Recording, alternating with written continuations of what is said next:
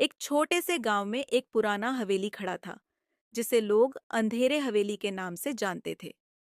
हवेली के बारे में कहा जाता था कि यहाँ रात को कोई भी शांति से सो नहीं सकता था। रात को हवेली से अजीब अजीब आवाजें आती थीं, कभी चीखें, कभी सिसकियां। गांव वालों का कहना था कि हवेली में एक खौफनाक आत्मा बसी हुई है। एक दिन एक युवा पत्रकार आदित्य ने हवेली की कहानी पर रिपोर्ट करने का निर्णय लिया।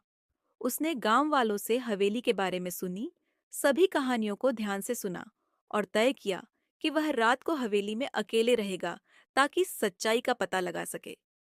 रात का अंधेरा छाने के बाद आदित्य हवेली में दाखिल हुआ। हवेली के अंदर कदम रखते ही एक ठंडी सिहरन उसके पूरे शरीर में दौड़ गई। आदित्य ने अपनी टॉर्च जलाई और हवेली की गहराई में उतरने लगा। हर कमरे में, हर कोने में अजीब अजीब चीजें देखने को मिली। पुराने जर्जर फर्नीचर, धूल भरी दीवारें और कहीं-कहीं तो पुराने खून के धब्बे भी। आदित्य जैसे ही हवेली के सबसे पुराने कमरे में पहुंचा, अचानक उसकी टॉर्च की लाइट बुझ गई।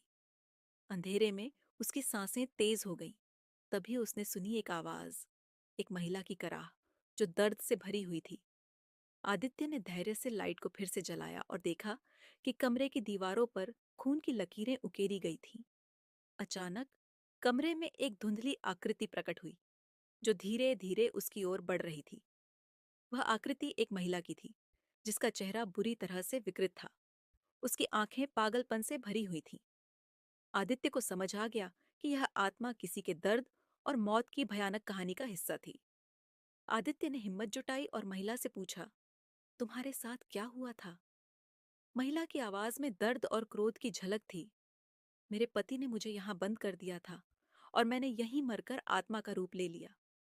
मेरे शरीर में जकड़े दर्द ने मुझे शांति नहीं दी। आदित्य ने महसूस किया कि हवेली की आत्मा की शांति की उम्मीद सिर्फ यही थी कि उसकी कहानी दुनिया के सामने आए।